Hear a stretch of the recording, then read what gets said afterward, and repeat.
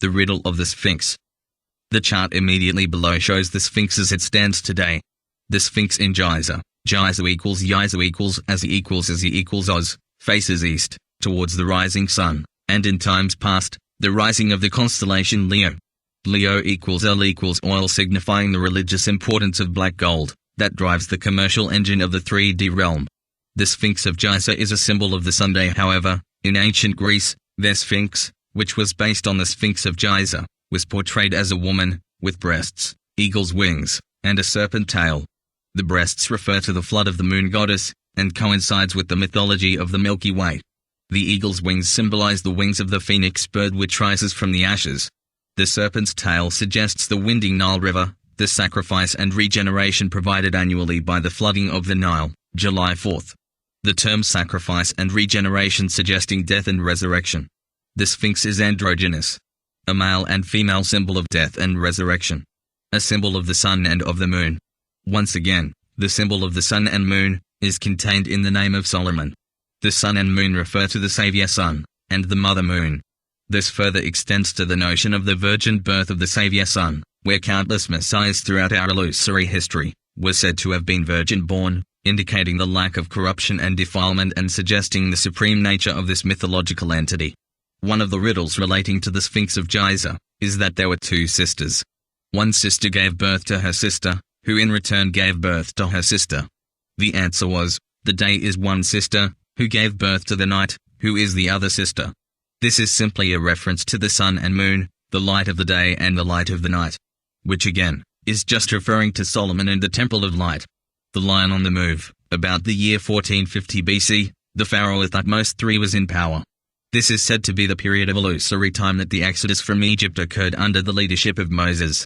Thutmose equals thought Moses. The pharaoh Thutmose is again a subliminal suggesting the thoughts, or the musings of Moses, which means to be drawn from the water. The association here is water currents, and the thought process, or electrical currents, which are now moving out of Egypt to manipulate reality, and to establish the 3D life experience into the fiasco we witness in our present illusory time period. Thutmose is simply a term referring to the thought process and the father of all gods, the creator god, called Thoth. The number 3, in the name Thutmose III, is a subliminal for the number 111 in Roman numerals. 111. As shown previously on this site, the number 11 is death, and the number 111,111,111 by 111,111,111 equals 1 2 3 4 5 6 7 8 9 8 7 6 5 4 3 2 1. In other words, all of creation, which is mathematically and intellectually conjured up through hypnosis, is manifested by the number 111.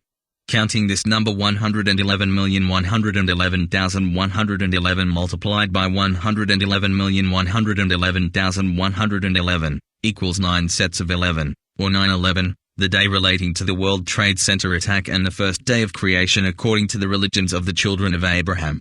As Moses, the Lion King, the Sphinx moved out of Egypt, the Israelites wandered for 40 years in the wilderness of sin.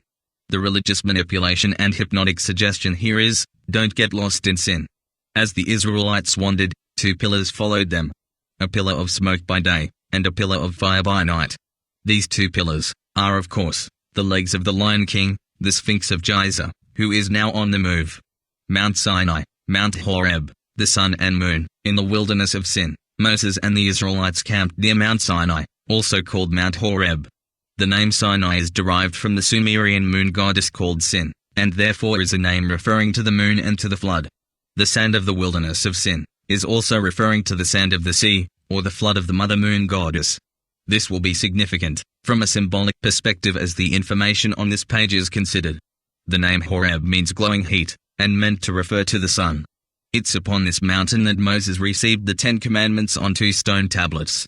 These 2 tablets are symbolic of the Lion King's legs, or subliminally legs equals silously, as in to kill.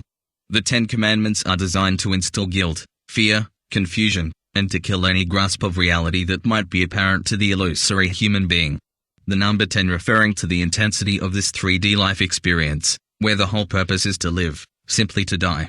Mount Sinai, Horeb is obviously just another subliminal and suggestion relating to the Sphinx of Egypt and to Solomon's temple, which is the sun and the moon. The importance of this will be obvious as the reader progresses through this page. The Temple of Domes. After Moses and the Israelites wandered in the wilderness of Sin, or the wilderness of the moon, they eventually crossed the Jordan River and into the Promised Land. Of course, Moses could not enter, but merely observed the Promised Land from across the Jordan.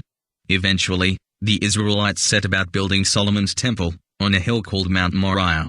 Supposedly, this was the site of the threshing floor that Abraham purchased and where it's said that he was to sacrifice his son, his only son Isaac, unto the Lord.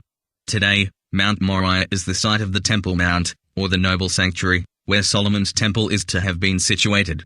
Some accounts claim that the temple was located between the Al-Aqsa Mosque at the southern edge of the noble sanctuary, and some claim that the Holy of Holies was actually located beneath what is today, the Dome of the Rock.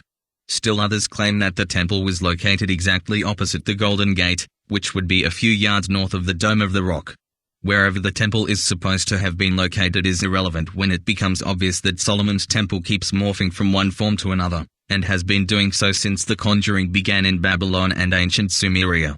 On the chart immediately below, the shape of Solomon's temple is now reflected with the dome over the Dome of the Rock, and the dome over the Al-Aqsa Mosque. These are the two pillars of Solomon's temple, which always refer to the sun and the moon. Today, these two domes form Solomon's temple, after its destruction by the armies of Babylon, and the eventual destruction of Herod's temple, the second temple on the Temple Mount, by the armies of Rome, in 70 AD.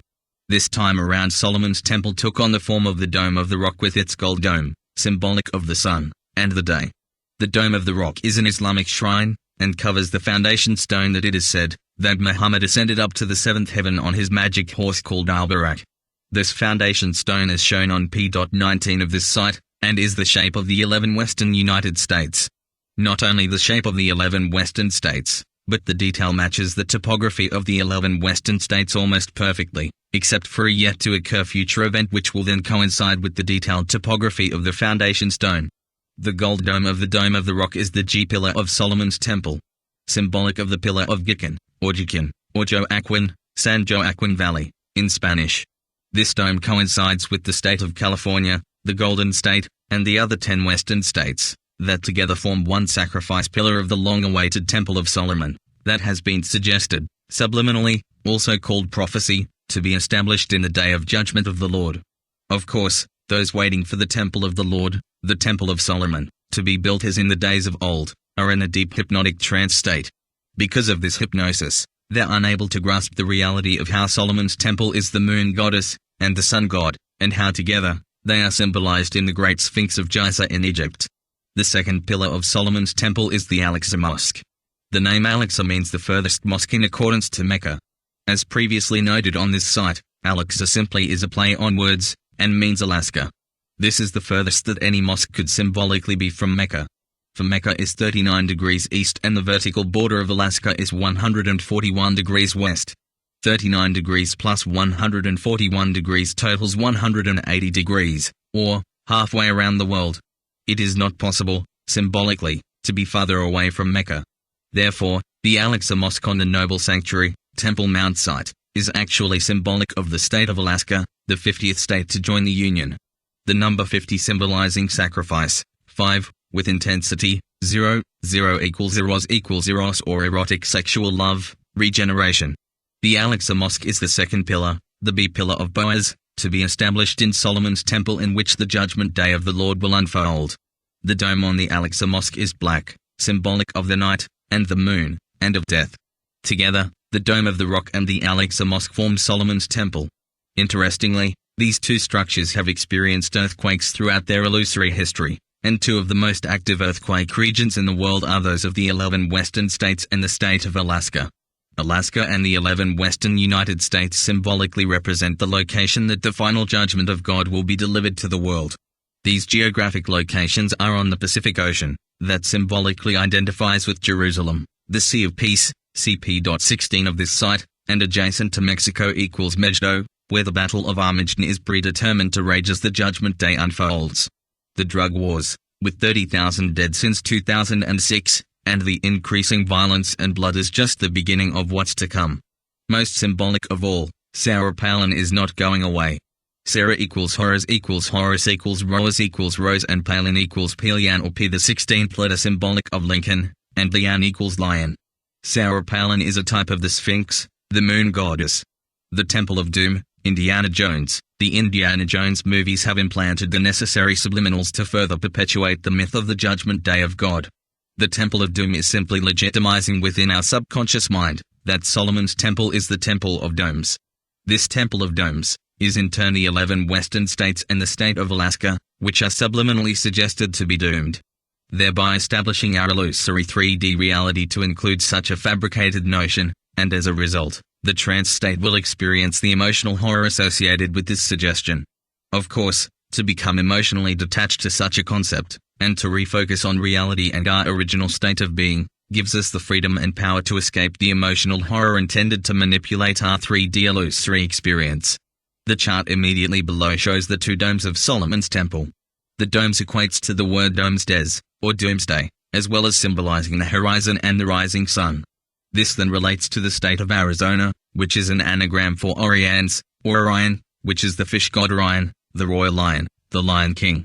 The state of Arizona has as its capital the city of Phoenix, the bird that rises from the ashes. This is the symbolism, the bird and the fish, that we're now witnessing as thousands of birds are falling from the sky and millions of fish are dying.